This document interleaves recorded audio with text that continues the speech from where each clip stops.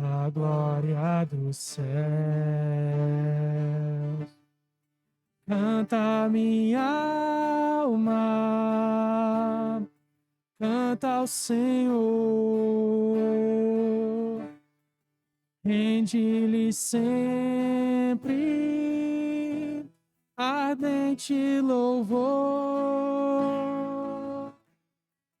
Canta minha alma, canta ao Senhor,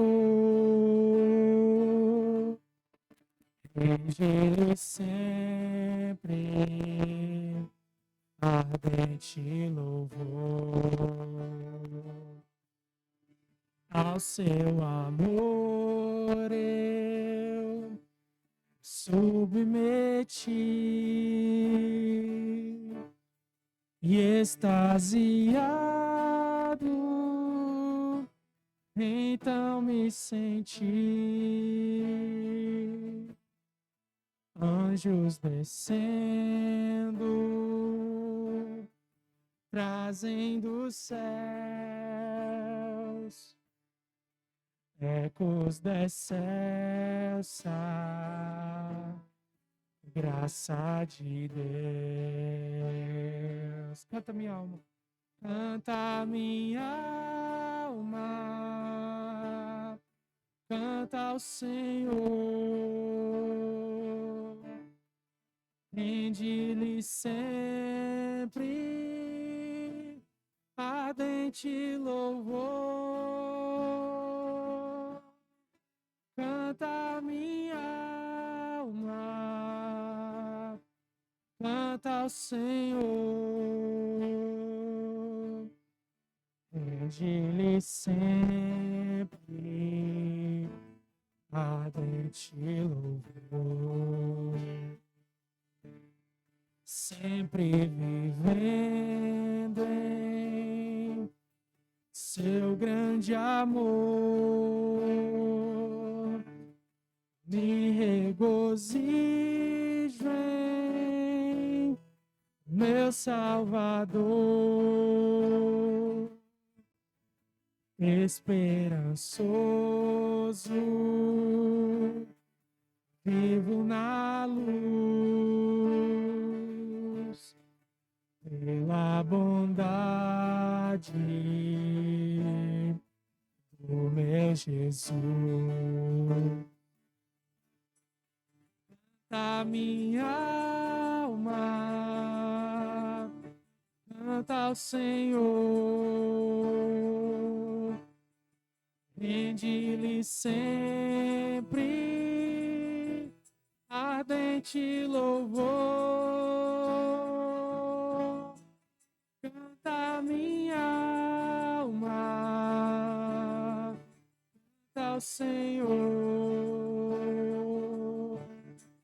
rende-lhe sempre ardente louvor.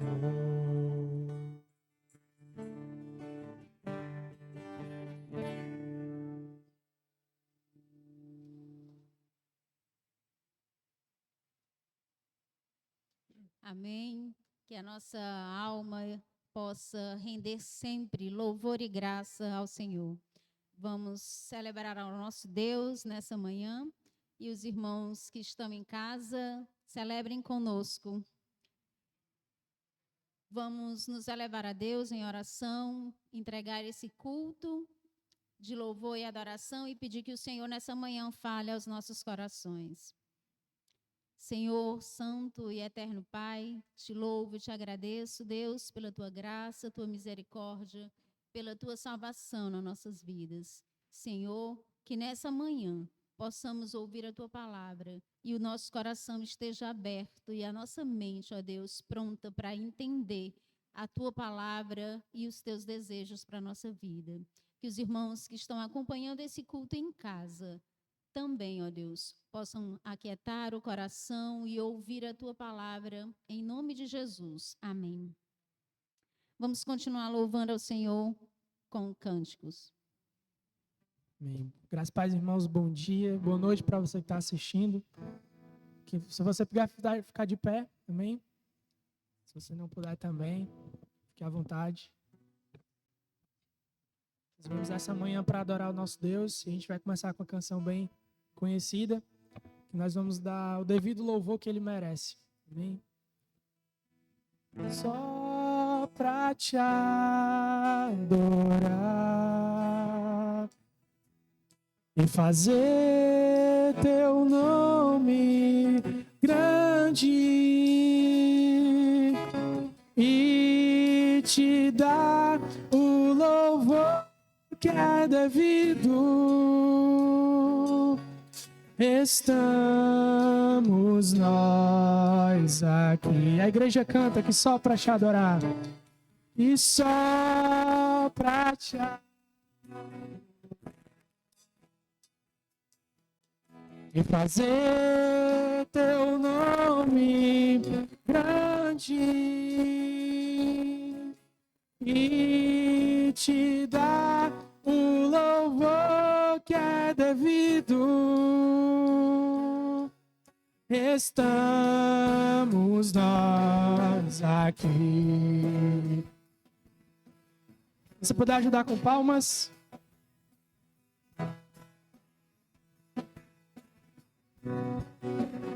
Jesus, Jesus, em tua presença, reunimos-nos aqui, contemplamos tua face e rendemos-nos a ti. Pois um dia a tua morte trouxe vida a todos nós e nos deu completo acesso ao coração do Pai. E o véu que separava já não separa mais. E a luz que outrora apagada agora brilha e cada dia brilha mais. Só pra te adorar e fazer teu nome grande e te dar o louvor que é devido.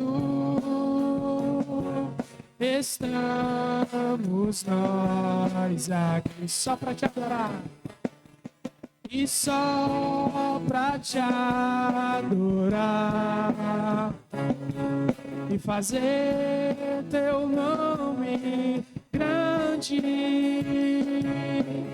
e te dar o louvor que é devido. Estamos nós aqui. Jesus, em tua presença. Tua presença, reunimos-nos aqui. Se você souber, canta com a gente.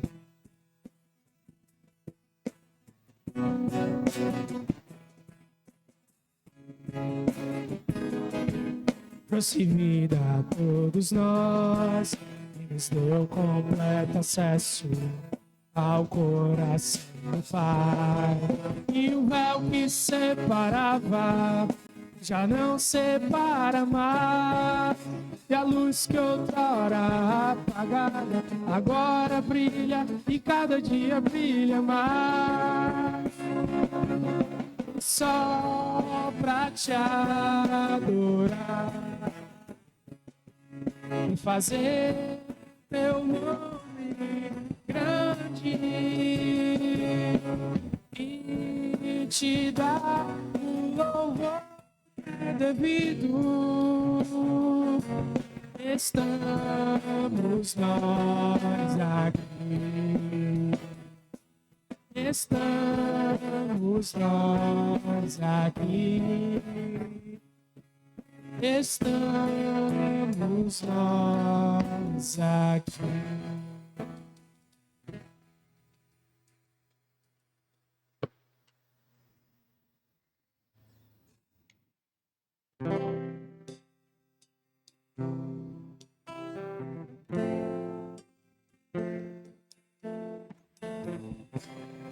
Meu Jesus,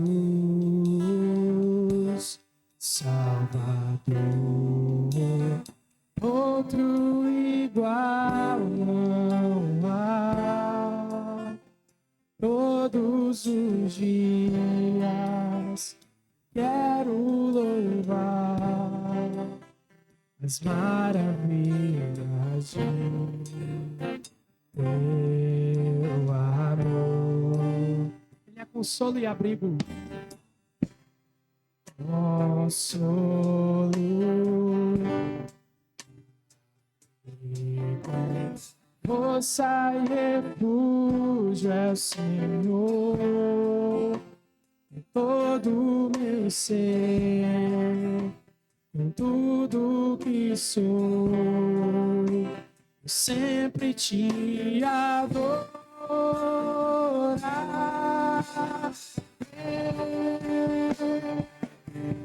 Aclame ao Senhor toda a terra e cantemos poder, majestade, louvores ao Rei. Montanhas se prostrem e ruge aos mares ao som de teu nome. Alegre te louvo por teus grandes feitos, firmado estarei, sempre te amarei. Incomparáveis são tuas promessas pra mim. Meu Jesus, meu Jesus, cante isso ao Senhor.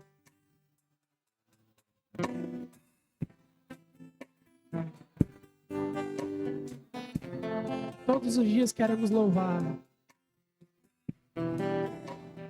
Quero louvar as maravilhas de teu amor. Ele é o nosso consolo em todos os dias, amém? Consolo, abrigo, força e refúgio é o Senhor em todo o meu ser, em tudo que sou, sempre te adorar.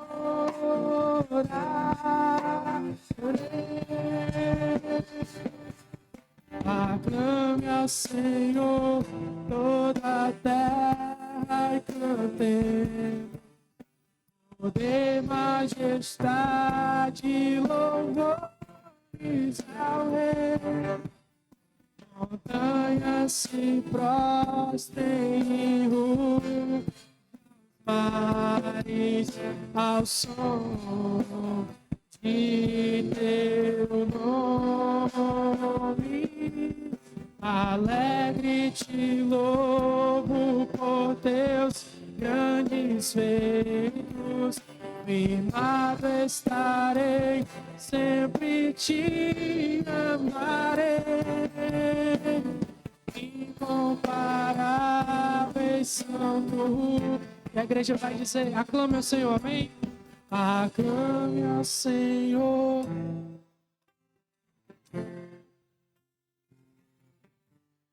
Poder, majestade, louvores ao Rei. Montanhas se prostrem e ruge aos mares ao som de teu nome. Alegre te louvo por teus grandes feitos, firmado estarei, sempre te amarei. Incomparáveis são tuas promessas pra mim.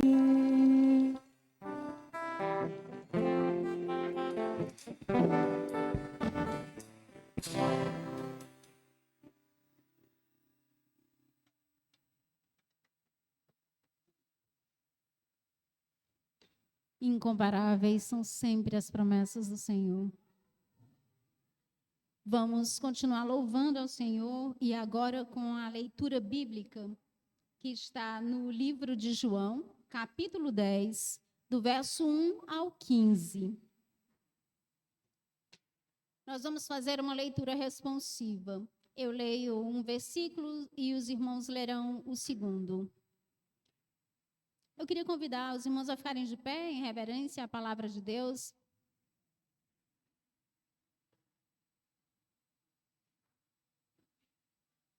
Diz assim o texto: em verdade vos digo, o que não entra pela porta no aprisco das ovelhas, mas sobe por outra parte, esse é ladrão e salteador.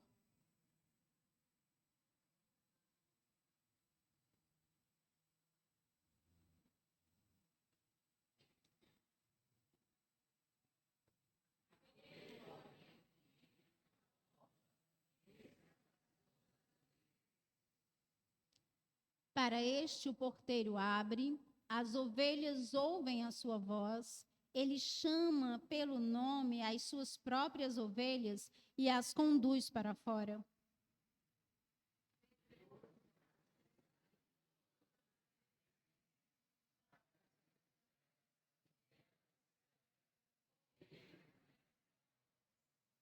Mas de modo nenhum seguirão o estranho, antes fugirão dele, porque não conhecem a voz dos estranhos.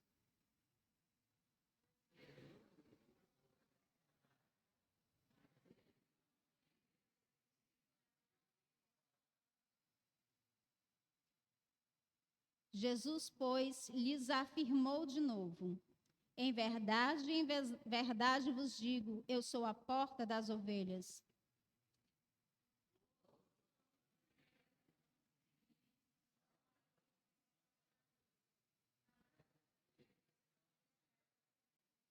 Eu sou a porta. Se alguém entrar por mim, será salvo. Entrará e sairá e achará pastagem.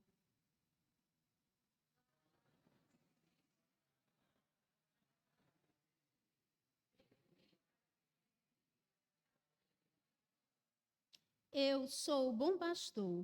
O bom pastor dá a vida pelas ovelhas.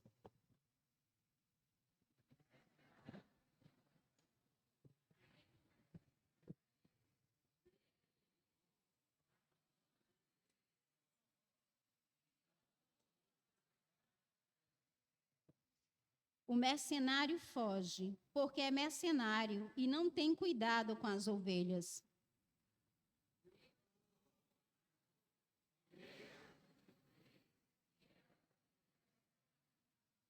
Assim como o Pai me conhece a mim, e eu conheço o Pai e dou minha vida pelas ovelhas. Amém. Irmãos, podem assentar. Nós teremos agora um momento de oração, de intercessão. E eu queria convidar os irmãos a orarem por aquelas pessoas que ainda não conhecem Jesus, que ainda não sentem a alegria que nós sentimos e a paz que nós sentimos em meio às tribulações. Vamos orar para que o Senhor possa alcançá-los aonde eles estiverem. Vamos orar também pelos nossos irmãos e amigos que estão enfermos, seja por conta da Covid ou por outras enfermidades.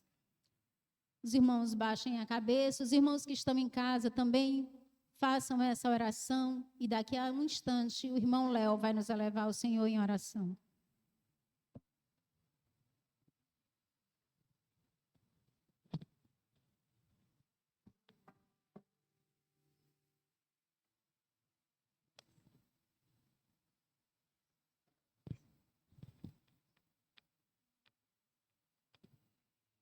Senhor Deus, Pai, queremos te clamar, ó Deus, nesse momento, Paizinho, interceder das nossas vidas, meu Pai.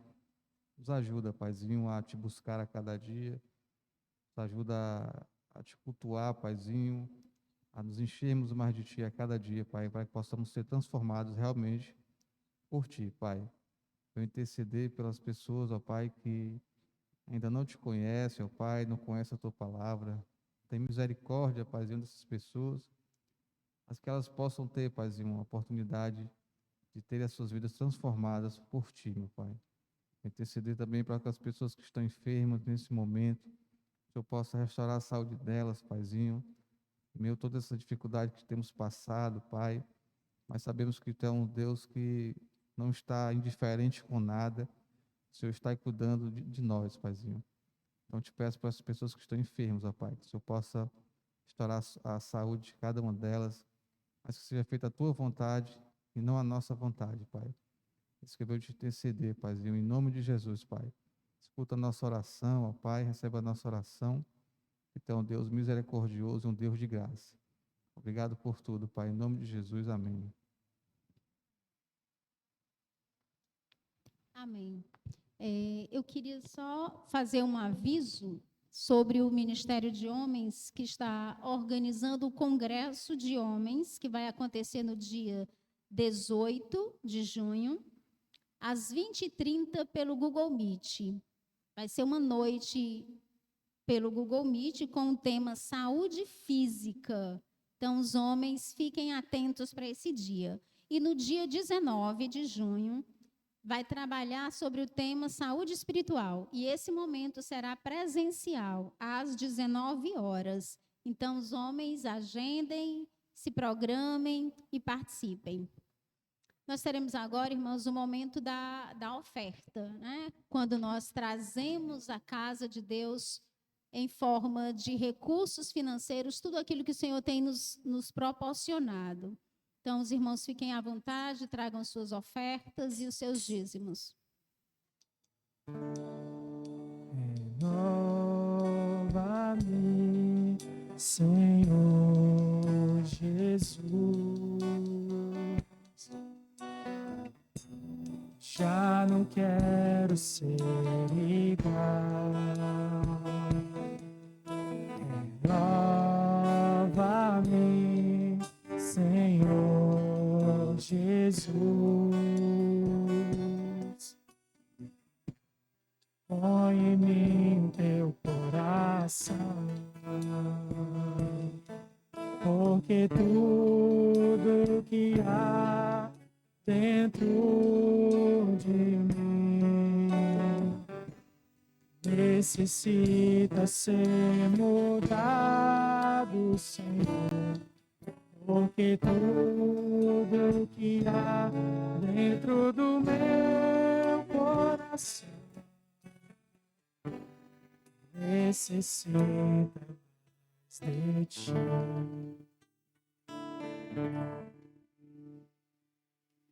Se por acaso algum irmão não está podendo participar dos cursos presenciais, a sua oferta pode ser depositada na conta da igreja, que aparece um link aqui embaixo, ou no Pix.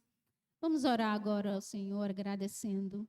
Senhor Deus e amado Pai, eu te agradeço, Senhor, por todo o suprimento que o Senhor tem nos dado.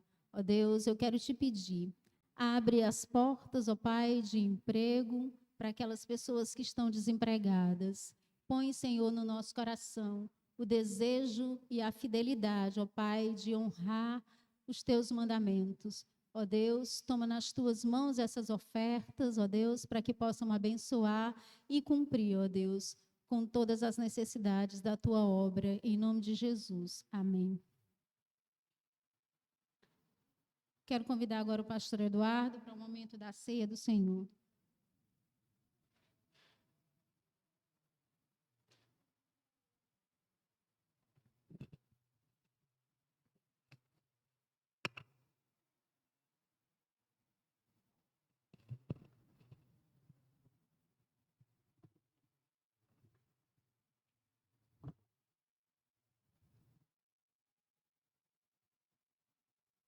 Graça e paz, meus irmãos, amém?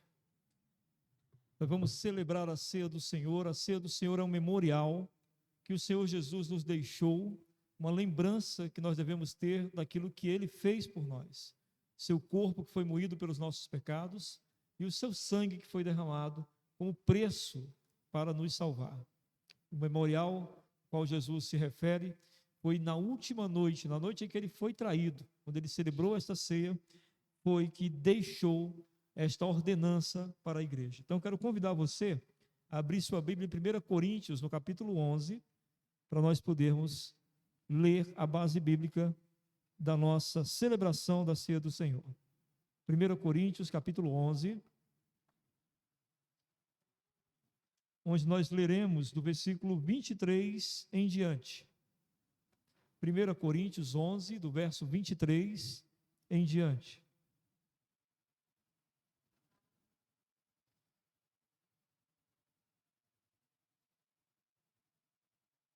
Muito bem, diz assim a palavra do Senhor. 1 Coríntios, capítulo 11, verso 23 em diante. Porque eu recebi do Senhor o que também vos entreguei, que o Senhor Jesus, na noite em que foi traído, tomou o pão, e tendo dado graças, o partiu e disse: isto é o meu corpo que é dado por vós. Fazei isso em memória de mim. Por semelhante modo, depois de haver ceado, tomou também o cálice, dizendo: este cálice é a nova aliança no meu sangue. Fazei isso todas as vezes que beberdes em memória de mim. Porque todas as vezes que comerdes este pão e beberdes o cálice, anunciais a morte do Senhor até que ele venha. Por isso, aquele que comer ou beber o cálice do Senhor indignamente, será réu do corpo e do sangue do Senhor. Examine-se, pois, o homem a si mesmo, e assim coma do pão e beba do cálice. Pois quem come e bebe sem discernir o corpo, come e bebe juízo para si. Amém? Quem pode participar da ceia do Senhor? Todos que confessaram Jesus como Senhor e Salvador de suas vidas, e depois de confessarem, foram batizados em nome do Pai, do Filho e do Espírito Santo. Mas a Bíblia também recomenda que nós devemos estar em paz com todos e em paz com Cristo. Se há algum pecado seu não confessado, se há entre você e alguém alguma barreira que o impede de relacionar-se com essa pessoa, ore ao Senhor, reconcilie-se com essa pessoa se for possível, reconcilie-se com o Senhor em relação ao teu pecado, pedindo perdão e participe da ceia. Amém? Então vamos fazer esse momento de oração para que o Espírito Santo sonde os nossos corações.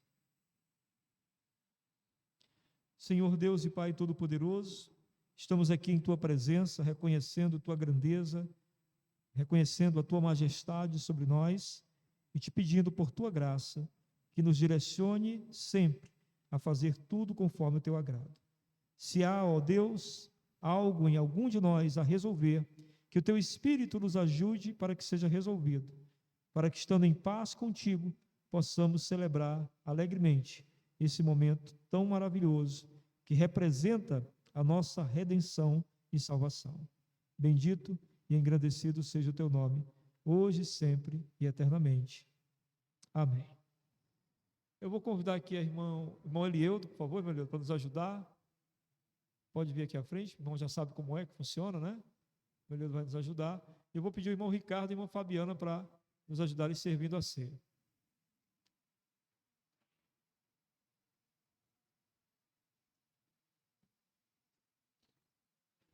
O irmão Elieudo irá higienizar as mãos dos irmãos, e o irmão Ricardo e a irmã Fabiana estarão distribuindo os elementos. A irmã Fabiana, como diziam os antigos, está em estado interessante, né?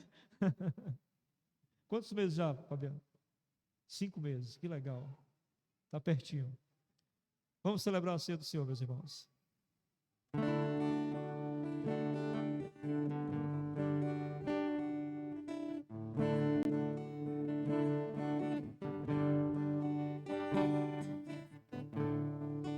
Ele não tinha qualquer beleza ou majestade para nos atrair. Nada havia em sua aparência para o desejo, mas rejeitado dentre os homens, ainda assim carregou nossas dores. O seu castigo nos traz paz, e a esperança não se esvai. A oferta pela culpa ele ofereceu para satisfazer o Criador. Ele morreu que a sua luz em nós pudesse brilhar. O Filho do amor se entregou em nosso lugar. E és o Cordeiro que pelos nossos pecados foi esmagado, sem dizer uma só palavra.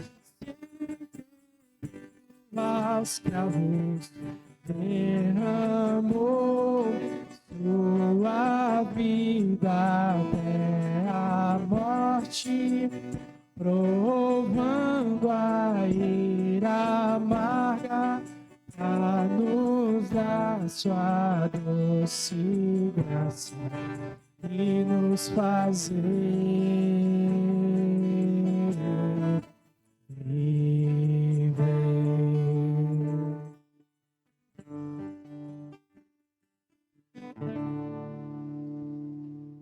Colocar de pé, meus irmãos.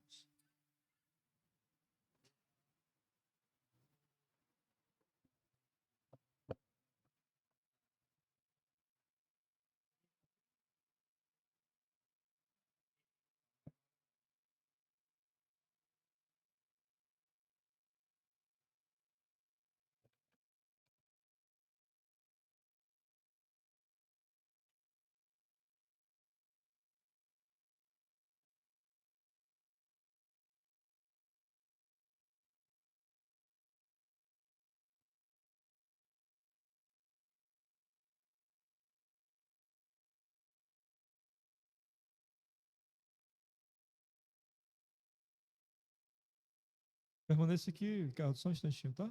Obrigado. A palavra de Deus então diz que o Senhor Jesus, na noite que foi traído, tomou o pão e, tendo dado graças, disse: isto é o meu corpo que há de ser dado por vós. Meus irmãos, nós celebramos não apenas a vitória de Jesus sobre a morte, mas que o seu corpo, ao ser esmagado, ao ser triturado, estava dando a condição de o nosso corpo um dia ser glorificado. Um dia, esse corpo que nós temos, que envelhece, que adoece, esse corpo de dor, será um corpo revestido de glória, onde jamais sentirá nenhuma falta e nenhuma dor. Nós celebramos a vitória da cruz por meio disso, amém? Comamos o pão.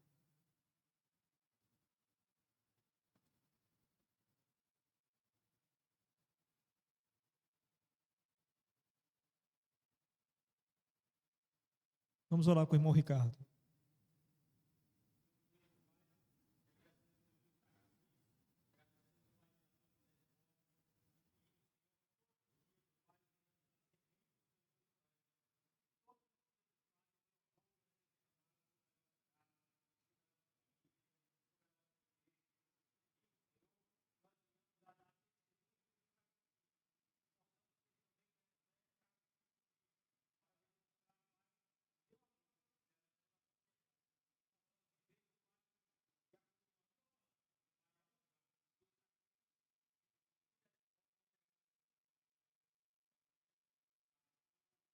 Do mesmo modo, ele tomou o cálice e disse: esse cálice é a nova e eterna aliança no meu sangue.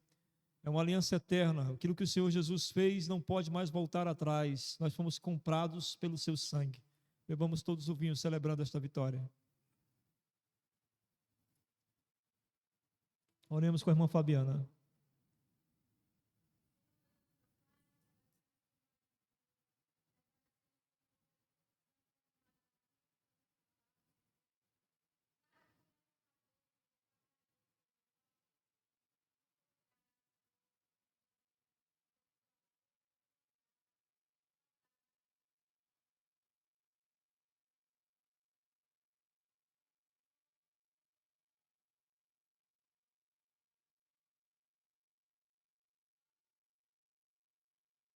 Amém, meus irmãos, podem sentar. Obrigado, gente.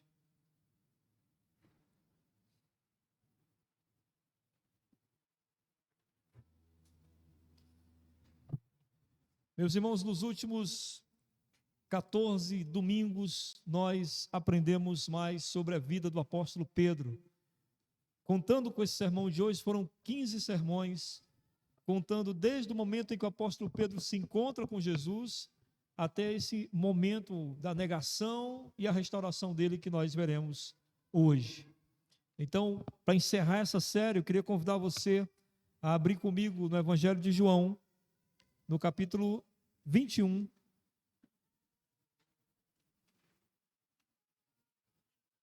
Evangelho de João, no capítulo 21. E nós vamos ler do versículo 1 em diante. Evangelho segundo João, capítulo 21, do verso 1 em diante. Diz assim, palavra de Deus. Depois disto, tornou Jesus a manifestar-se aos discípulos junto ao mar de Tiberíades. E foi assim que ele se manifestou. Estavam juntos Simão Pedro, Tomé, chamado Dídimo, Natanael, que era de Caná da Galileia, os filhos de Zebedeu e mais 2 dos seus discípulos. Disse-lhe Simão Pedro: vou pescar. Disseram-lhe os outros: também nós vamos contigo. Saíram e entraram no barco, e naquela noite nada apanharam. Mas ao clarear da madrugada, estava Jesus na praia. Todavia os discípulos não reconheceram que era ele. Perguntou-lhe Jesus: filhos, tendes aí alguma coisa de comer? Responderam-lhe: não. Então lhes disse: lançai a rede à direita do barco e achareis. Assim fizeram, e já não podiam puxar a rede, tão grande era a quantidade de peixes. Aquele discípulo a quem Jesus amava, disse a Pedro: é o Senhor. Simão Pedro, ouvindo que era o Senhor, cingiu-se com sua veste, porque se havia despido, e lançou-se ao mar. Mas os outros discípulos vieram no barquinho, puxando a rede com os peixes, porque não estavam distantes da terra, senão quase 200 côvados. Ao saltarem em terra, viram ali umas brasas, e em cima peixes, e havia também pão. Disse-lhe Jesus: trazei alguns dos peixes que acabaste de apanhar. Simão Pedro entrou no barco e arrastou a rede para a terra, cheia de 153 grandes peixes. E não obstante serem tantos, a rede não se rompeu. Disse-lhe Jesus: vinde, comei. Nenhum dos discípulos ousava perguntar-lhe: quem és tu? Porque sabiam que era o Senhor. Veio Jesus, tomou o pão e lhes deu, e de igual modo o peixe. E já era esta a 3ª vez que Jesus se manifestava aos discípulos, depois de ressuscitado dentre os mortos. Depois de terem comido, perguntou Jesus a Simão Pedro: Simão, filho de João, amas-me mais do que estes outros? Ele respondeu: sim, Senhor, tu sabes que te amo. Ele lhe disse: apacenta os meus cordeiros. Tornou a perguntar-lhe pela 2ª vez: Simão, filho de João, tu me amas? Ele lhe respondeu: sim, Senhor, tu sabes que te amo. Disse-lhe Jesus: pastorei as minhas ovelhas. Pela 3ª vez Jesus lhe perguntou: Simão, filho de João, tu me amas? Pedro entristeceu-se por ele ter lhe dito pela 3ª vez: tu me amas? E respondeu-lhe: Senhor, tu sabes todas as coisas, tu sabes que eu te amo. Jesus lhe disse: apacenta as minhas ovelhas.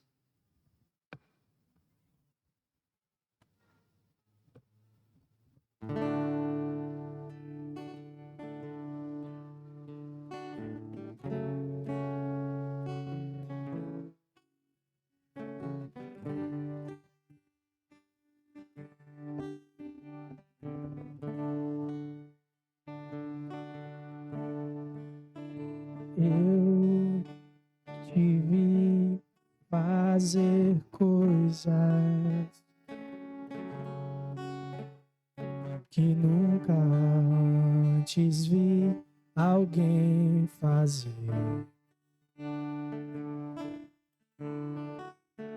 Eu te vi ser alguém que ninguém jamais poderia ser.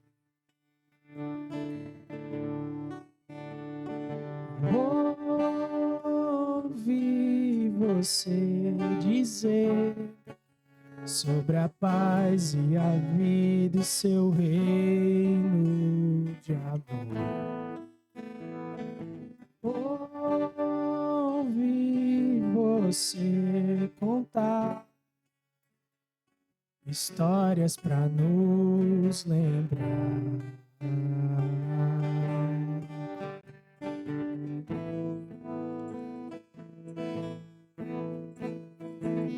Eu te vi sobre a água, pois eu também estava ali com você. De longe vi o céu se apagar,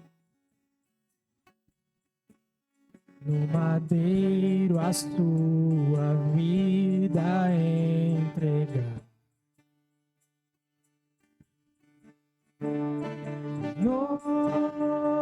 Notei no teu olhar e um dia eu diria que não conheci. Sente meu coração ter medo e não saber te dizer não. Só assim eu entendi o que é que você fez ao me perguntar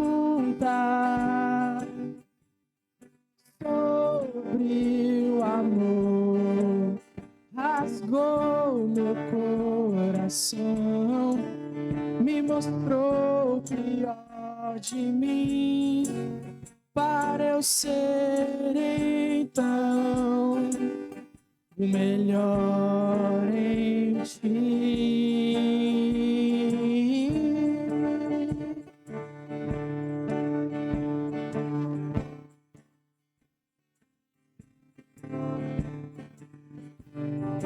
Sei que a morte não triunfou, ter você aqui de volta, na mesma areia que me chamou.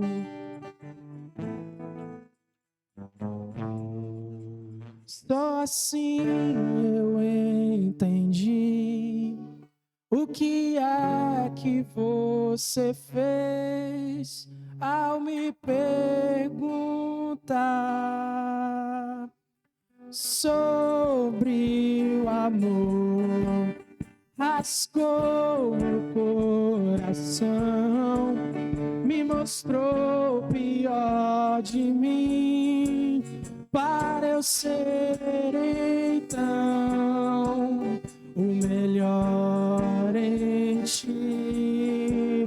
Só assim eu entendi o que é que você fez ao me perguntar sobre o amor. Rasgou meu coração, me mostrou o pior de mim, para eu ser então o melhor em ti.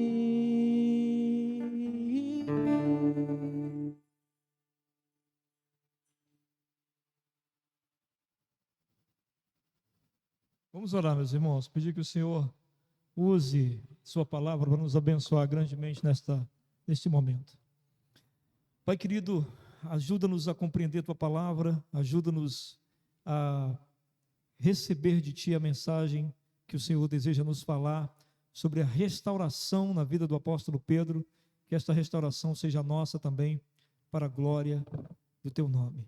Abençoa cada pessoa que está ouvindo aqui no templo, cada pessoa que está em sua casa, que receba esta mensagem de bom grado e seja tocado e transformado por ela, em nome e por amor de Jesus. Amém. Mantenha sua Bíblia aberta aí no João capítulo 21. João capítulo 21 é um capítulo impressionante, assim, por uma série de coisas.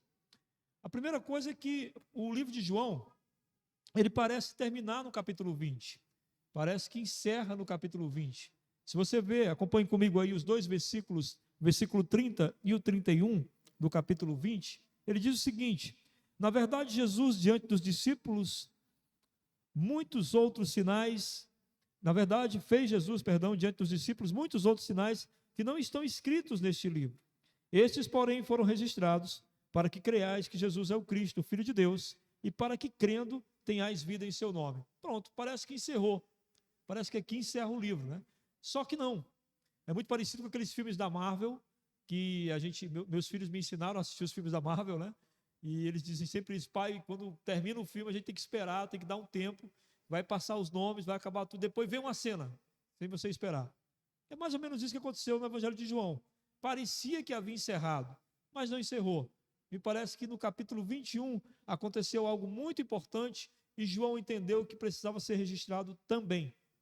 E esse algo importante foi a restauração da vida do apóstolo Pedro, que, como nós sabemos, vimos no domingo anterior, depois de negar Jesus 3 vezes, saiu, chorou amargamente e provavelmente a vida estava estraçalhada, né? Depois de uma situação dessas de negação.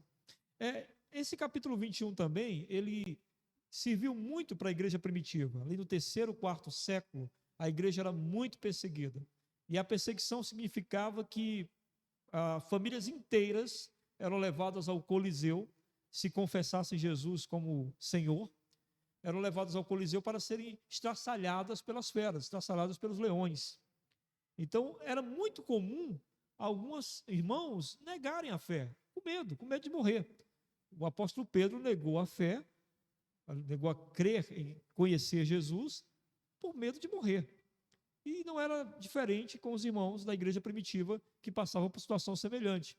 E aí a liderança da igreja ficou naquela coisa, né? O que a gente faz? Porque esses irmãos, eles, no momento de medo de morte, negam Jesus e depois eles voltam atrás, eles querem continuar com Jesus. E aí, como é que a gente lida com essa situação? A igreja ficou nesse impasse. E aí a forma que a igreja resolveu esse impasse foi agarrando-se a João capítulo 21. Porque a restauração que Jesus faz de Pedro é tão perfeita que a igreja entendeu que ali era uma boa cartilha para seguir a forma de também restaurar os irmãos. Porque veja bem, ali no capítulo 21, que nós vamos daqui a pouco esmiuçar mais, a gente entende que Jesus restaura Pedro e restaura confrontando. Jesus não deixa passar, como se nada tivesse acontecido, mas ele confronta aquilo que Pedro fez. E é essa confrontação que é tão sadia para a igreja, porque a igreja ela vive sempre esse impasse, né? Há aquelas igrejas que são complacentes, que o indivíduo... O que é o pecado para a disciplina, né? É preciso que a gente entenda aqui essa doutrina para que os irmãos compreendam o que eu quero dizer aqui. O pecado de disciplina, segundo Mateus 18, é aquela que o indivíduo comete um erro moral, um pecado, qualquer que seja, publicamente. Todo mundo viu, todo mundo sabe de um pecado que ele cometeu, publicamente. Então, a igreja deve chamar essa pessoa ao arrependimento, trabalhar junto com essa pessoa para o arrependimento. O que algumas igrejas fazem? Algumas igrejas são complacentes. Os irmãos cometem os mais absurdos pecados, tem gente aí falando palavrão, tem gente ofendendo o outro irmão, tem gente cometendo adultério, tem gente com posturas completamente anticristãs. As igrejas, a liderança não dá a mínima. Há outras igrejas que são rigorosas demais, não dando sequer a oportunidade de recomeço, de restauração. Então, o exemplo de Jesus aqui é um exemplo de como deve ser feito, um exemplo de como deve atuar a liderança sobre a vida daquele que caiu, daquele que se quebrou por causa do pecado. No caso aqui é a história do apóstolo Pedro. Outro detalhe interessante, tem alguns detalhes interessantes aqui nesse capítulo 21 também, é que é impressionante, há coisas que acontecem nesse capítulo 21 que são coisas que aconteceram no livro todo. Por exemplo, eu enumerei aqui algumas coisas. Pedro se jogando nas águas para ir em direção a Jesus. É a mesma coisa que aconteceu quando Jesus caminhou sobre as águas e Pedro o viu, né? E disse: mestre, eu quero ir aí ter contigo. É a mesma situação. Tem também Jesus chegando de madrugada, o que mostra aquilo que ele mesmo disse: eu sou a luz do mundo. Jesus iluminando aquela manhã na vida dos discípulos. Tem Jesus servindo aos discípulos, como foi na ceia, e aqui ele serve novamente aos discípulos. E tem Jesus alimentando quem não tinha nada para comer, que ele vai perguntar aos discípulos: vocês têm alguma coisa para comer? Os discípulos dizem não, e Jesus vai e faz a multiplicação dos peixes. E tem a própria multiplicação dos peixes, que foi feita no milagre, tanto com Pedro, no começo do ministério, quanto pães e peixes para mais de 5.000 pessoas, Jesus também o fez. Então é interessante, o capítulo 21 é esse aparato geral do próprio livro, como se fosse uma recapitulação de tudo. Mas vamos tentar entender melhor o capítulo, por isso mantenha a sua Bíblia aberta, para que você possa entender melhor o capítulo, e depois que a gente compreender bastante aqui o capítulo, eu quero apresentar para vocês 4 princípios da restauração de Pedro, que tem a ver com a nossa restauração também. Amém? Então, vamos primeiro entender o capítulo mais profundamente. Diz o verso 1, depois disto tornou Jesus a manifestar. Depois disto é um termo que João usa muito. João não é um escritor, João era um pescador, que resolveu registrar a história de Jesus para que essa história ficasse guardada. Então ele não tem ali uma coisa, um apurado literário. Então ele costuma muito repetir alguns termos, e um dos que ele repete muito no seu evangelho é depois disso. Que aconteceu uma coisa, ele diz, e depois disso, e depois disso. E aí depois disso que ele quer dizer é o quê? Depois de Jesus ter ressuscitado. Depois disso tornou Jesus a manifestar-se aos discípulos. O termo que é usado aí é manifestar-se. Por quê? Porque a ideia é de que Jesus não era mais o mesmo. Depois que ele ressuscitou, a imagem dele, de alguma forma, mudou. Por isso, a ideia sempre da apresentação de Jesus não é a ideia, e Jesus apareceu. Não é apareceu. Aquela manifestação gloriosa surgiu de novo. Porque para eles a ideia agora era de uma manifestação gloriosa, de uma imagem que era diferente daquilo que eles viam antes. Era o mesmo Jesus, mas com uma imagem diferente do que eles viram antes. Isso dá uma dica para nós de como será a eternidade. Amém? Seremos os mesmos, mas haverá algo de diferente em nós, como havia em Jesus. Algo que trazia assombro, né? E aí ele prossegue dizendo que ele se manifestou aos discípulos junto ao mar de Tiberíades, que é na Galileia, lá onde tudo começou, lá onde Jesus chamou Tiago e João para segui-lo, lá onde Jesus chamou Pedro para segui-lo, lá na Galileia.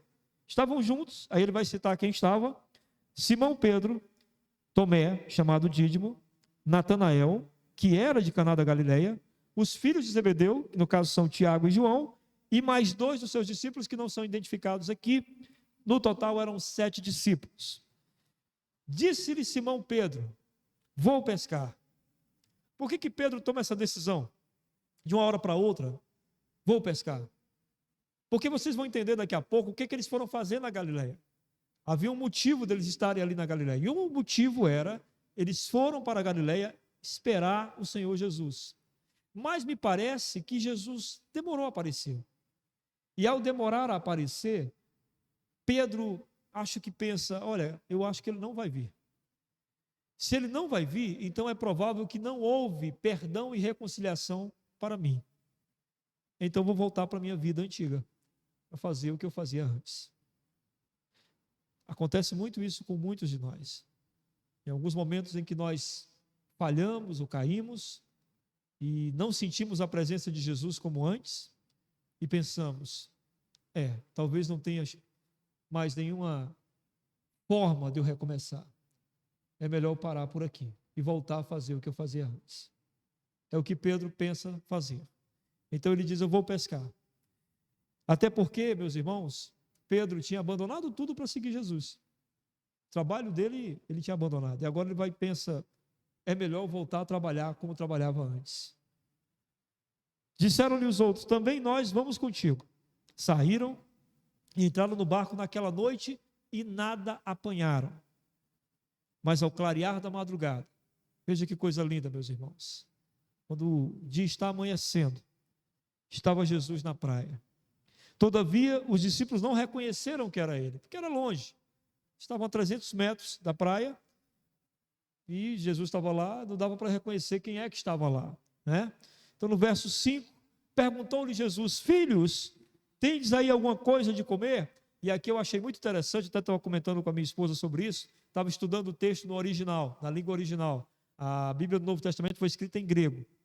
E o termo aqui que Jesus fala, filhos, é um termo paideia. Paideia é um termo bem íntimo, sabe? De que você tem uma intimidade muito grande com a pessoa. Seria para nós como galera, ou caras, sabe? Como se Jesus dissesse: e aí, galera, vocês têm alguma coisa para comer aí? Interessante, né? Porque a gente vê que Jesus não é essa imagem sisuda que a gente imagina, né? Mas é o termo dá-nos a entender que Jesus é um cara gente boa, comum, que gosta de estar com os outros, assim, que fala de maneira bem aberta e simples com os outros. Então ele disse, perguntou-lhes: filhos, tendes alguma coisa de comer? Responderam-lhe: não. Então lhe disse: lançai a rede à direita do barco e achareis. Assim fizeram, e já não podiam puxar a rede, tão grande era a quantidade de peixes. Note que aqui é uma coisa comum que acontecia muito naquela época. O mar de Tiberíades é um mar baixo e a praia mais alta. Então era muito comum pescadores ficarem na praia orientando, porque eles viam ali as sombras de cardumes de peixes no mar. Então eles ficavam orientando os pescadores que estavam lá. De repente eles viam a sombra e diziam: ó, joga a rede aqui do lado esquerdo. Eu vi uma sombra aqui, joga à direita. Eu vi uma sombra. Era muito comum isso. Então por isso eles não perceberam de cara que era Jesus. Poderia ser apenas um pescador que quis ajudá-los. E disse: olha, tem uma sombra aí do lado direito de cardumes, joga as redes aí. Só que o que acontece? Diz aqui que quando eles lançaram a rede, já não podiam puxar a rede, tão grande era a quantidade de peixes.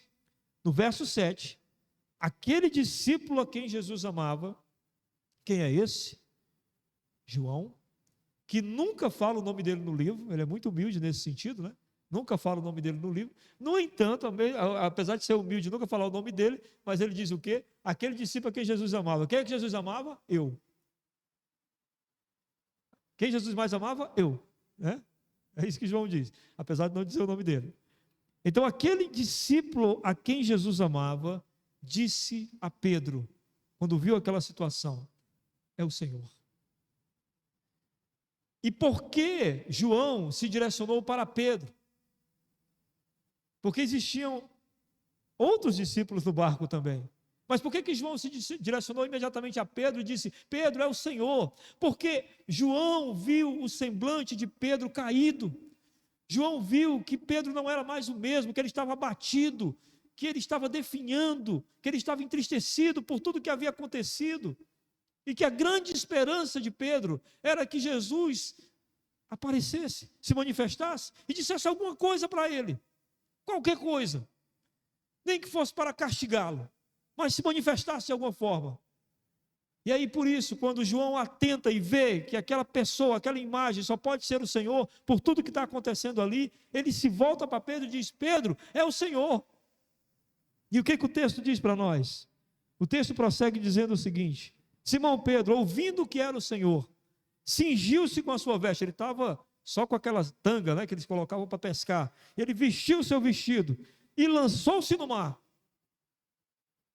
Mergulhou. Pedro não teve paciência de: eu vou esperar o barco ir até lá, pois vamos lá, é o Senhor. Ele não teve essa paciência. Ele nunca foi paciente e ele não seria agora. Não seria agora que ele quer resolver a vida dele. Quando você quer resolver a sua vida, quando você quer resolver uma coisa pendente, você age, meu irmão. E Pedro não foi diferente. Eu quero resolver minha vida. Quando eu me converti há muitos anos atrás, eu não fui dessas pessoas que alguém evangelizou. Até porque ninguém teria coragem de me evangelizar. Era uma figura grotesca. Mas um dia, eu saí de casa e disse: eu preciso de Deus. E eu vou entrar na primeira igreja que estiver aberta. Foi assim que eu me encontrei com Jesus. Então, quando você quer resolver a sua vida, ninguém te segura. Pedro mergulhou. Mas os outros discípulos vieram no barquinho puxando a rede com os peixes, porque eles não estavam distantes da terra, senão quase 200 côvados ou 300 metros. Ao saltarem em terra, o que eles contemplam ali? Viram ali umas brasas, ou seja, uma fogueirinha, e em cima peixes, e havia também pão. Jesus fez um café da manhã para eles. Disse-lhe Jesus: trazei alguns dos peixes que acabaste de apanhar. Simão Pedro entrou no barco, arrastou a rede para a terra, cheia de 153 grandes peixes. Talvez você pergunte: poxa, eles registraram? Sim, eram pescadores. Estavam fascinados com aquilo e foram contando quantos tinham. 153 grandes peixes. E não obstante serem tantos, e aqui está o milagre, a rede não se rompeu. Dali eles perceberam: é Jesus. Disse-lhe Jesus: vinde, comei. Nenhum dos discípulos ousava perguntar-lhe: quem és tu? Percebem o que João está dizendo aqui? Por que nenhum discípulo ousava perguntar: quem és tu? Porque a imagem dele estava diferente. Não era uma imagem gloriosa. Então nenhum discípulo ousou dizer: quem é você mesmo? Porque eles entenderam, por tudo que estava acontecendo, que era Jesus. Era Jesus que estava ali. Não dava para entender que não fosse. Por isso nenhum deles ousou perguntar: quem és tu? Porque sabiam que era o Senhor. Veio Jesus, tomou o pão, e lhes deu, e de igual modo o peixe. E já era a terceira vez que Jesus se manifestava aos discípulos, depois de ressuscitado dentre os mortos. Então, depois de terem comido, perguntou Jesus a Simão Pedro: tudo já está calmo. A manifestação dele aconteceu, eles já viram um milagre, estão se acalmando, comeram, e a gente sempre se acalma depois que come. Amém? Vocês se acalmam quando comem? Amém? Perguntou Jesus a Simão Pedro: Simão, filho de João, amas-me mais do que estes outros? E ele respondeu: sim, Senhor, tu sabes que te amo. E ele lhe disse: apacenta os meus cordeirinhos. Apacentar cordeirinhos. Cordeirinhos eram pequenininhos. Crianças podiam cuidar, meninos de 10, 12 anos podiam cuidar dos cordeirinhos. E era um serviço muito humilde, muito simples. Jesus está dizendo: você me ama a ponto de fazer os serviços mais simples? O texto prossegue. Verso 16. Tornou Jesus a perguntar pela segunda vez: Simão, filho de João, tu me amas? Ele respondeu: sim, Senhor, tu sabes que te amo. Disse-lhe Jesus: pastoreia as minhas ovelhas. Aí uma tarefa já mais complexa. Ovelhas são maiores, dão trabalho. Jesus está dizendo: Pedro, tu me amas ao ponto de se intrometer e fazer coisas mais complexas por mim? Verso 17. Pela terceira vez, Jesus lhes perguntou: Simão, filho de João, tu me amas? Pedro entristeceu-se por ele ter lhe dito pela terceira vez: tu me amas? E respondeu-lhe: Senhor, tu sabes todas as coisas, tu sabes que eu te amo. Jesus lhe disse: apacenta as minhas ovelhas.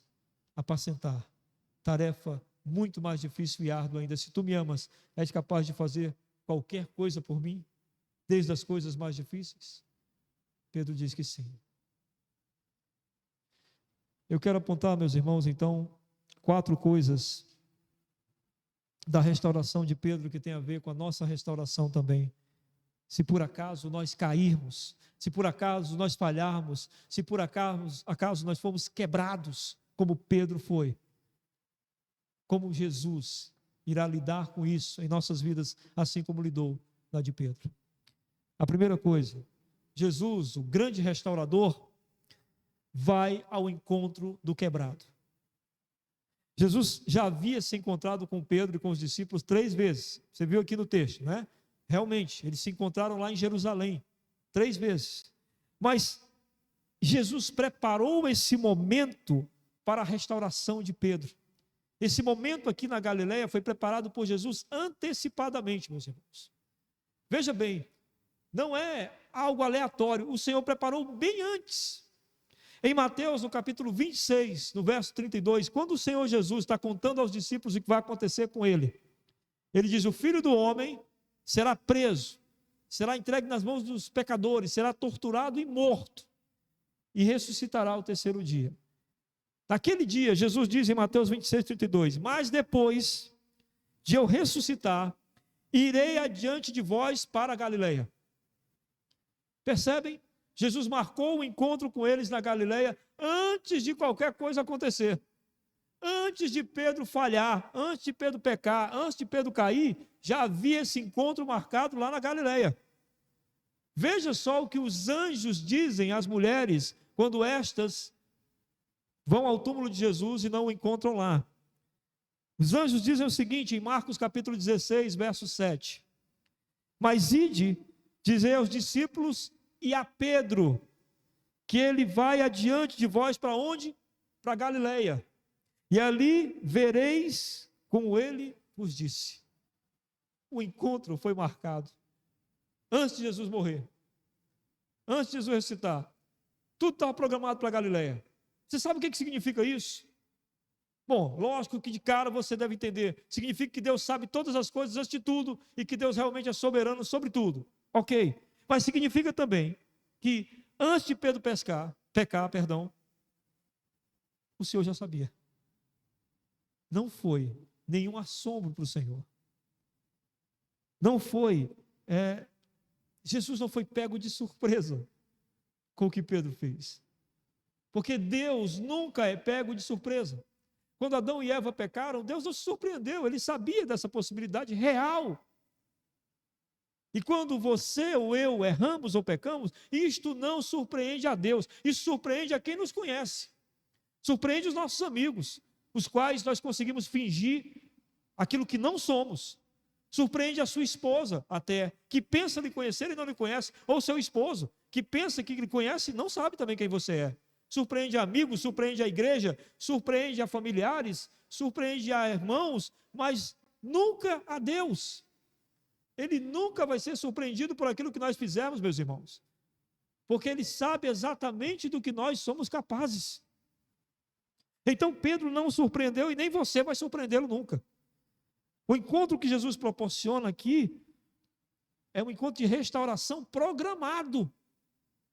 Ele sabia que ia dar errado a postura de Pedro e já se preparou para resgatá-lo.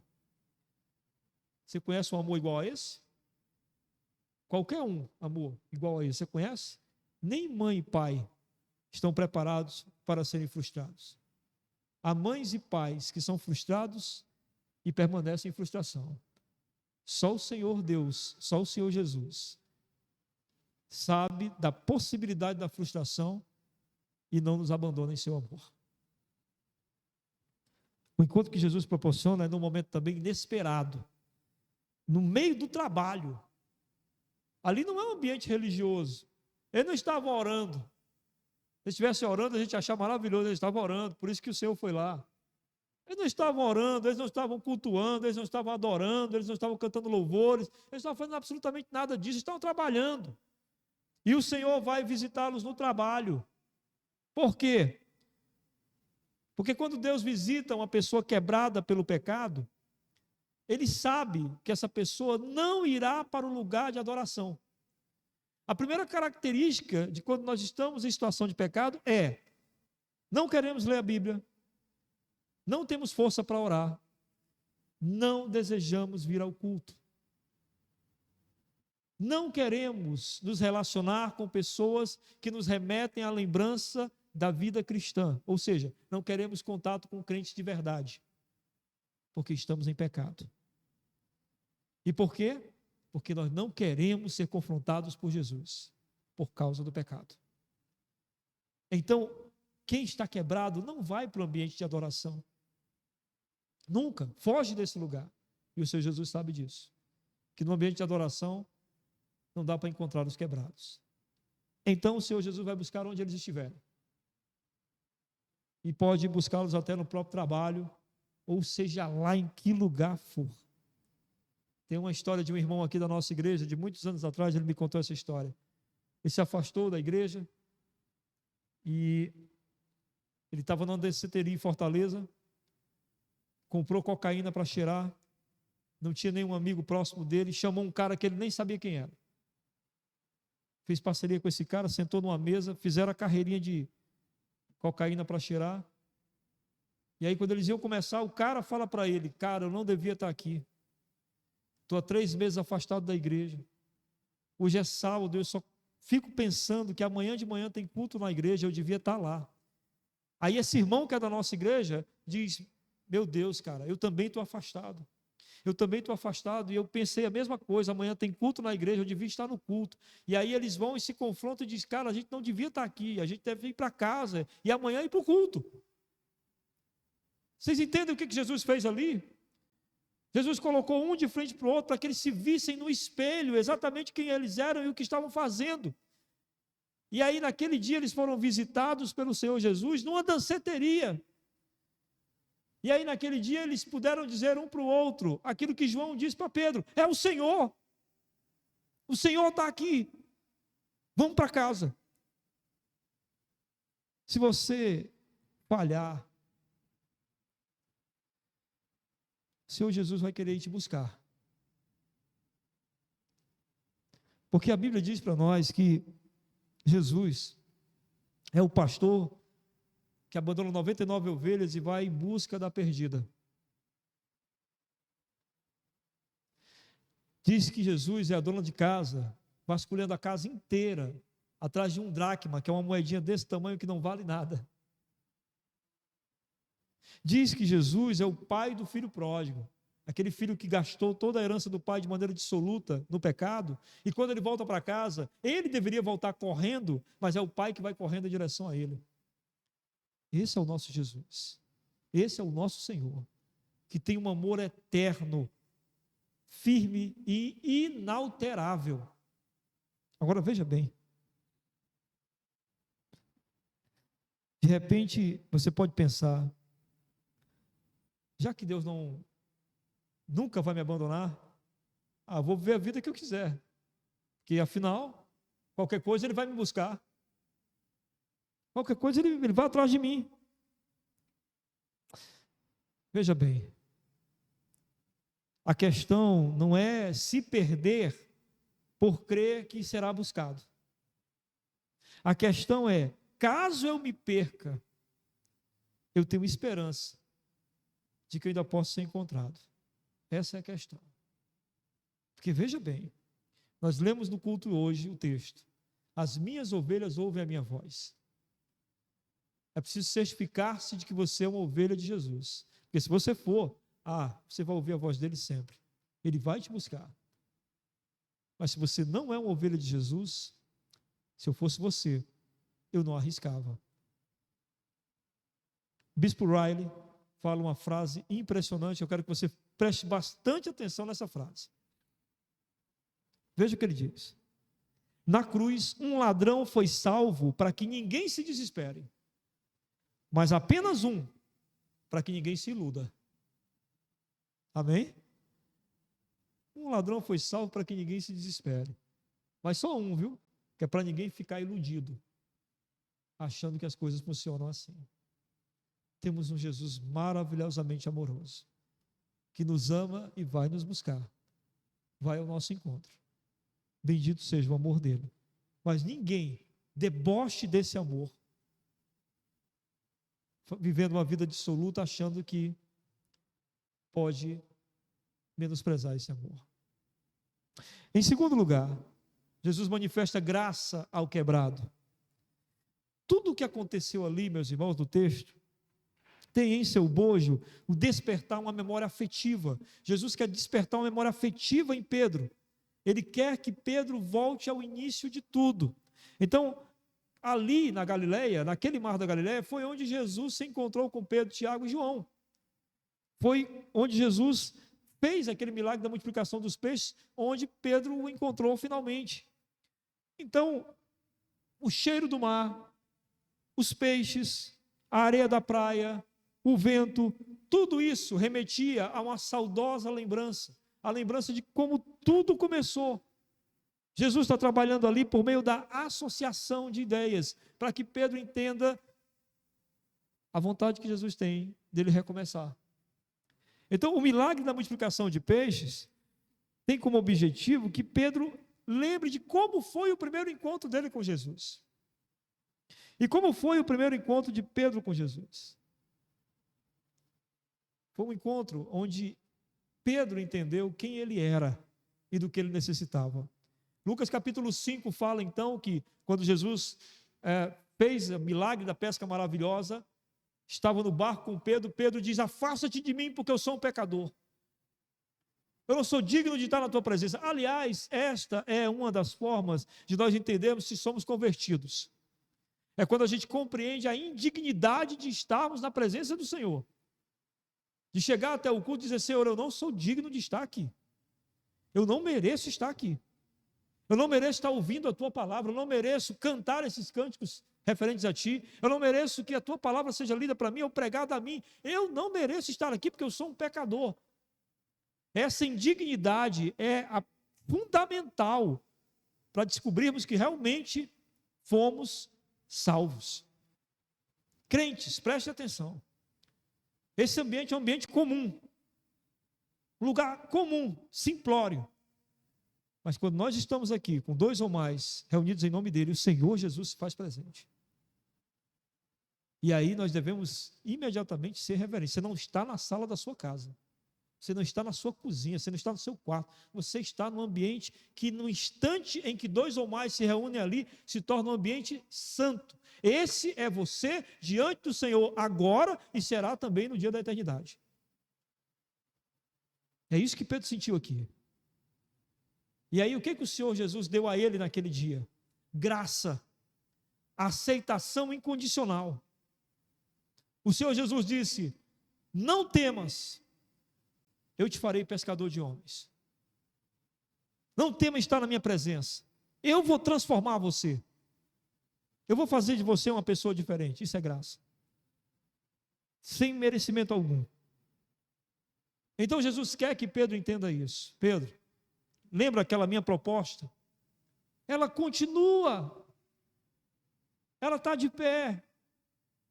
Lembra como começou? É o mesmo jeito, Pedro. É a mesma coisa. Jesus chega a fazer uma fogueira, porque ele sabe que Pedro o negou numa fogueira. Então ele faz uma fogueira, porque ele vai perguntar a Pedro daqui a pouco se ele o ama 3 vezes, na fogueira. Que é para ficar a lembrança de que aquilo já era, passou, vamos começar de novo. Então Deus está sempre dando essa possibilidade a nós de recomeço, sempre, meus irmãos. Não nos falta essa possibilidade. Hoje mesmo você pode recomeçar. Todo dia é dia de recomeçar, de olhar para trás e dizer: dá para começar de novo. Como foi que você começou? Você consegue lembrar? Porque o Senhor Jesus não esquece e quer que você não esqueça. Você lembra de quem você era? Você lembra do que você era e do que você se tornou em Cristo? Isso não pode ser esquecido. Eu estava comentando com o Léo antes do culto, do primeiro culto, que todas as vezes que a vaidade quer tomar conta de mim, eu me lembro exatamente quem eu era e de onde eu vim. E o que eu fiz. Ah, meus irmãos, se no dia do juízo final houver uma declaração pública do que cada um de nós fez, vocês podem contar que eu vou ser o cara mais envergonhado que vocês já viram na vida, pelas coisas que já fiz, antes de Cristo e depois de Cristo. Porque quando eu me converti, como jovem, como demorou as coisas a acontecerem do jeito de Jesus. Mas sempre foi me dada a possibilidade do recomeço. Sempre é nos dada a possibilidade do recomeço. E foi os recomeços que salvaram a minha vida. E vão salvar a sua também. Interessante que Jesus não apresenta nenhum elemento acusativo nessa imagem. Vocês viram algum elemento acusativo aí? Vocês viram algum momento Jesus acusando Pedro? Não há. Não há acusações. Só elementos de reconciliação. Porque a acusação é coisa do diabo. Ele nos acusa todo dia, todo instante. De vez em quando o diabo me lembra de passados de 30 anos, pecados de 30 anos atrás. Como se eles fossem vivos. E aí eu recordo novamente. Mas eu sou uma nova criatura em Cristo. Provavelmente acontece o mesmo com você. Você é recordado diariamente de pecados do passado. Esse é o trabalho do diabo. Mas o trabalho de Jesus é a reconciliação. Por isso, lá em Lucas 9, verso 56, diz: pois o Filho do Homem não veio para destruir as almas dos homens, mas para salvá-las. Amém? A graça abundante para o quebrado. Onde abundou o pecado, superabundou a graça. Deus tem perdão para nós. Deus tem recomeço para nós. Você quer recomeçar? É agora, é já.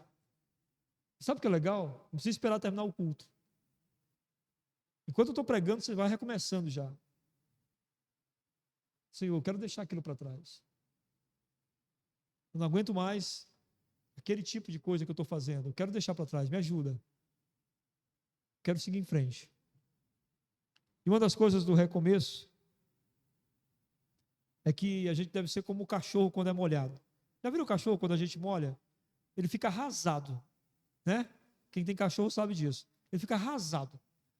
Mas o que ele faz depois de ser molhado? Ele se chacoalha e vai embora. Ele não fica lá arrasado. Ele se chacoalha e vai embora. O Senhor Jesus quer que a gente faça o mesmo. Pecou, não fique aí só arrasado. Arrependa-se, chacoalhe isso. Deixe para trás e vá embora. Siga em frente. Terceira coisa, Jesus confronta o quebrado. Como é que Jesus confrontou o quebrado Pedro? Perguntando: Pedro, tu me amas? A confrontação foi feita de maneira incisiva, e é interessante que cada vez que Jesus pergunta, tu me amas? Jesus dá uma expressão que pode existir nesse amor. Porque amor, o pastor Tiago até ensinou isso ontem na escola bíblica, que aliás muitos de vocês não estavam aqui, perderam uma boa aula, uma grande aula. O pastor Tiago ensinou na aula que o amor, biblicamente, ele não é um sentimento, ele é uma ação. Então não adianta, por exemplo, eu dizer para minha esposa, eu te amo, e nunca lavar um prato para ajudá-la. Isso não existe, isso não é amor. Amor é ação, onde você faz uma coisa e a pessoa me diz, essa pessoa me ama. Como é que você sabe que seu pastor te ama? Não é porque seu pastor fica, eu amo vocês, irmãos, eu amo. É porque quando você pede uma oração, quando você pede um conselho, uma orientação, seu pastor lhe ouve, então você diz, meu pastor me ama. Essa semana minha filha foi ficar lá em casa, e ela ficou no nosso quarto, nós ficamos no quarto de um dos meninos. E o quarto dos meninos é muito quente, e só tem um ventilador pequeno. De manhã, quando eu acordei, eu vi que quando o sol batia na janela, esquentava mais ainda. Eu peguei o ventilador e virei só para minha esposa. Achei que ela estava com mais calor, ela estava deitada na cama, eu estava deitado na rede porque estava com muito calor. Então eu virei o ventilador para ela. Quando ela acordou, e ela viu aquilo, ela disse, eu pensei que você nem estava aqui, que o ventilador estava só para mim. Eu disse, pois é, eu vi que você estava com muito calor. Ela disse, meu amor, você me ama. Não é assim que funciona? Amém? Então, quando Jesus diz, Pedro, tu me ama? Primeiro, Jesus não quer saber do passado. Pedro, tu me amava? Não interessa mais. O que não pode ser alterado não interessa mais, gente. Dá para alterar? Dá para voltar atrás? Não dá. Então pronto, não interessa, acabou. Já que não dá para voltar atrás. Jesus também não pergunta, Pedro, tu vai me amar? Não, porque é futuro. E futuro não nos pertence. A gente não tem controle sobre isso. Mas tem uma coisa que a gente tem controle, que é o agora. Então Jesus pergunta o agora. Pedro, tu me ama agora? Eu não quero saber do passado, nem quero saber do futuro. Eu quero saber agora. Você me ama? E quando Pedro disse isso, eu te amo. Por você, Pedro, por me amar, tem a capacidade de fazer isto por mim, de apacentar as minhas ovelhas, de cuidar dos meus cordeirinhos. Você faria alguma coisa por mim, Pedro? Porque você me ama agora. Então a pergunta para nós aqui, para a restauração de qualquer um de nós, é sempre essa. Você ama Jesus hoje? Se você ama Jesus hoje, como você pode provar este amor? E como é que a gente prova o amor por Jesus? Jesus escolheu ser amado nos outros. Você demonstra que ama Jesus amando tua esposa, amando teu marido, amando os teus filhos, amando os irmãos da sua igreja, amando os perdidos, amando o seu vizinho. amando as pessoas indesejáveis. Eu sempre costumo procurar olhar para as pessoas e entender que ali é uma manifestação de Jesus para que eu ame. Há muito tempo atrás nós morávamos naquele bairro ali, e tinha uma senhora que pedia esmola na nossa casa, mas ela não pedia batendo palma ou tocando no portão. Ela esmurrava o portão. Aqueles portões que a gente tem de ferro, e ela dava socos no portão. E eu sempre ficava um susto, e eu sempre pensava, me acalmava, para não me irritar com ela, e pensava, é Jesus. É Jesus que está batendo no portão. Jesus está um pouco alterado. Jesus está um pouco nervoso. Mas é Jesus. Ia lá atender o portão. Porque essa era a forma de eu dizer para Jesus que eu amo. É demonstrando amor pelos outros.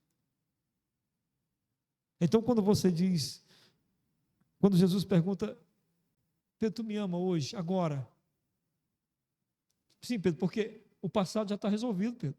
Está resolvido porque tu está arrependido. E como é que o Senhor Jesus podia conhecer o arrependimento de Pedro? Pelas lágrimas. Salmo 56, verso 8 diz que o Senhor recolhe em seu odre todas as nossas lágrimas. Não há uma lágrima sincera que o Senhor Jesus não receba.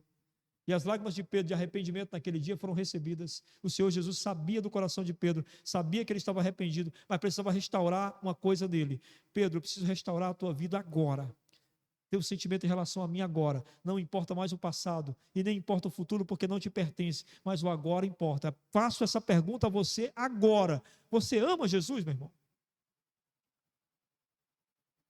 Porque para você dizer isso, eu amo. Então você é capaz de sair por aquela porta ali e expressar esse amor. Sair expressando esse amor.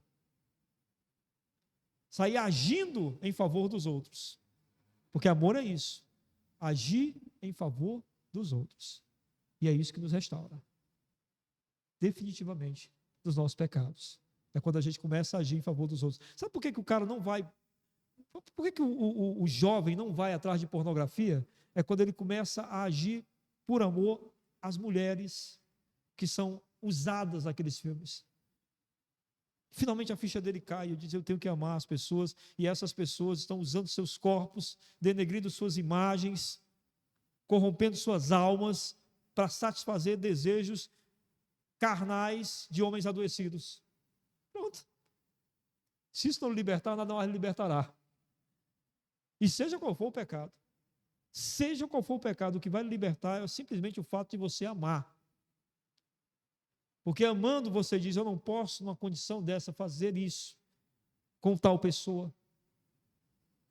Nem com a pessoa que é instrumento do pecado, nem com a pessoa que é resultado do pecado. É o amor que resolve e restaura nossas vidas. Você ama Jesus? Em quarto lugar, Jesus finalmente restaura o quebrado. Como é que Jesus restaurou Pedro? Primeiro, Pedro, tu me amas, Pedro, tu me amas, Pedro, tu me amas. E ele arrancou de Pedro uma confissão de fé. E a confissão de fé foi, tu sabes todas as coisas, tu sabes que eu te amo. É isso que resolve tudo na vida da gente. É a gente saber que Deus sabe tudo. Que Deus sabe a nossa essência, que Deus sabe o que nós pensamos. Salmo 139 diz, Senhor, tu me sondas e me conheces. Sabes do meu assentar e do meu levantar. Antes que saia uma palavra da minha boca, o Senhor já sabe o que eu ia dizer. O Senhor me cerca por trás e por diante. Não tem como surpreender Deus, não tem como enganar Deus, não tem como fingir. Não tem como chegar nesse culto aqui e levantar os braços, fingindo que está adorando, porque se for teatral, Deus sabe.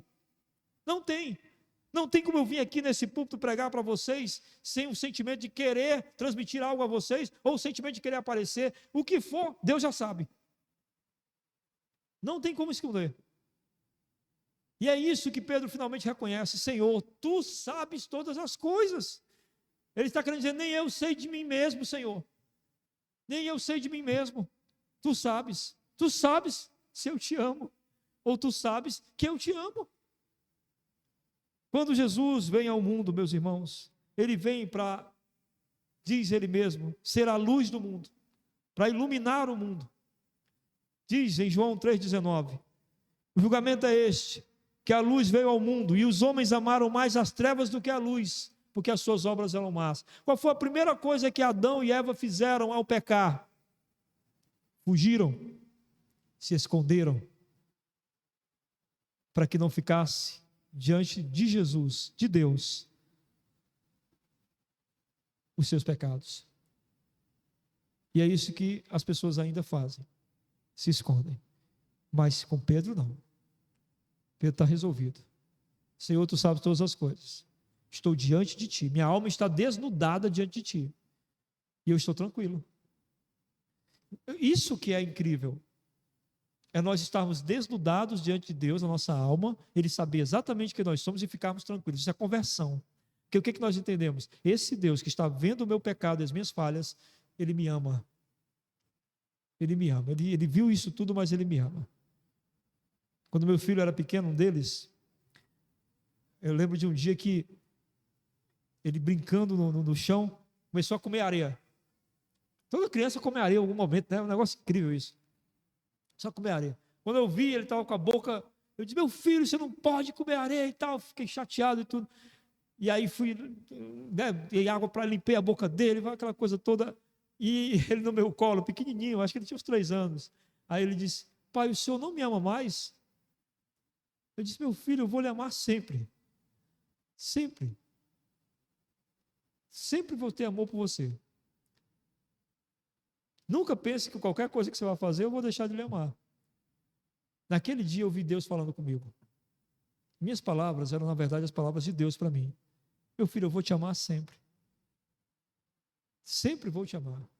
Porque é aí que está, meus irmãos, a doutrina da eleição. Que é quando Deus chama para amar. E o indivíduo recebe esse amor. Mas olha, tem que receber esse amor. Se não receber, não adianta. Se não receber, é o amor comum. Deus ama todos, amém? Ama. De que forma? Deus faz o sol nascer sobre justos e injustos, faz a chuva cair sobre justos e injustos. Deus ama. Mas tem um amor especial. É o amor pelo filho. Não é não? É o amor pelo filho. Quando meus filhos vão jogar futebol, eu torço por todo o time dele, mas o especial é meu filho. Não tem jeito. Deus ama seus filhos. Porque seus filhos, preste atenção nisso, o amam. Recebem o amor e o amam. Eu queria concluir trazendo algumas aplicações para os irmãos. Eu não sei se você está quebrado. Não sei. Não sei se você cometeu algum pecado durante a semana ou tem cometido um pecado regular que está se tornando banalizado e natural. Saiba que esse pecado vai destruir você. Aos poucos ele vai arruinar você, porque você não foi chamado para isso. Mas Jesus, ele veio ao seu encontro hoje. Ele marcou esse momento, irmãos, aqui. Para nós aqui no templo e para você que está em casa aí no seu lar. O Senhor Jesus programou que você acessasse esse culto. Então ele marcou esse encontro porque hoje é dia de restauração. Porque todo dia é dia de restauração. Mas o dia necessita da presença de Cristo e do reconhecimento dessa presença para ser um dia da nossa restauração. Em segundo lugar, você se lembra quando tudo começou? Você lembra? Jesus lembra. Ele não quer que você esqueça. Ele não quer porque a gente deve começar pela graça e ir pela graça até o final. Não esqueça quem você era. Talvez você diga, pastor, eu cresci na igreja. Sei, mas teve um dia da conversão. Teve um dia. Teve um dia que a tua ficha caiu. Crescer na igreja não te faz crente. Mas tem um dia que a ficha cai. Eu era levado pequenininho para minha avó, para a igreja batista, lá no Rio de Janeiro. Pequenininho. A ficha nunca caiu. A ficha veio cair com 23 anos de idade. Então um dia a ficha cai. E eu lembro perfeitamente esse dia. E nunca vou esquecer. E você não pode esquecer. Porque isso, meu irmão, é o que te vai sustentar quando você for abalado de alguma forma por um pecado ou por uma queda, e você lembrar, mas eu já fui restaurado um dia e posso ser restaurado de novo. Porque meu Deus é o mesmo. Em terceiro lugar, hoje, agora, nesse instante, você pode dizer que você ama Jesus. Jesus perguntar, Ricardo, você me ama? Benilde, você me ama? Você pode dizer hoje isso. Oswaldo, você me ama? Lidiane, você me ama? Vocês podem dizer que sim. Porque eu creio que sim. Você pode dizer, você não pode dizer amanhã. Porque não está no seu controle. E você também não pode nem falar nada do passado, porque já passou. Mas você pode dizer hoje, Senhor, eu te amo. Eu te amo e eu quero te demonstrar. Eu quero demonstrar o meu amor por ti. Gente, a gente não demonstra o amor por Deus em vir para o culto, não. Vir para o culto é a coisa mais natural do mundo. A gente veio adorá-lo, celebrá-lo e nos edificar. A gente demonstra amor por ele, repito, amando o próximo. Pedro iria amar, né? A vida toda a partir dali. Foi um pastor. Você não precisa ser um pastor, nem uma pastora. Você precisa amar. Onde Deus lhe colocar para amar. Eu tenho uma amiga que está cuidando da irmã dela, que tem Alzheimer. E ela disse que tem sido muito difícil, mas ao mesmo tempo muito recompensador, porque ela entendeu que aquela missão foi Deus dando a ela a possibilidade de amar alguém bem difícil de amar. E ela disse, obrigado, Jesus, porque eu estava vivendo de maneira apática, então o Senhor me deu uma possibilidade de amar. O Senhor pode me dar a possibilidade de amar. Você crê nisso? Você deseja isso? Porque é isso que nos restaura. A restauração de nossas vidas, em quarto e último lugar, está na constatação de que o Senhor sabe todas as coisas. E sabe e nos ama. É impressionante. É impressionante porque se vocês soubessem, alguns de vocês soubessem o que eu fiz antes de ser crente, talvez alguns de vocês dissessem, esse cara não é de tanta credibilidade assim não. Mas o Senhor sabe e me dá a credibilidade e a possibilidade de pregar. Por quê? Porque Ele sabe, conhece, e por saber e conhecer, sabe exatamente onde pode sarar. Você deseja ser sarado? Então chega de se esconder. Reconheça que o Senhor já sabe, confesse, porque Ele te ama e quer lhe restaurar. Amém? Vamos orar? Agradecendo pelo culto. Logo após a minha oração, você faz a oração final e que Deus abençoe seu domingo. Obrigado, Senhor, por Tua palavra, por Tua graça e misericórdia, por podermos ouvi-la, por podermos recebê-la de Ti. Que o amor de Deus, a comunhão do Teu Santo Espírito e a graça do nosso Senhor Jesus Cristo esteja derramada sobre todo o povo de Deus, agora e para todo sempre. Amém. Que Deus os abençoe.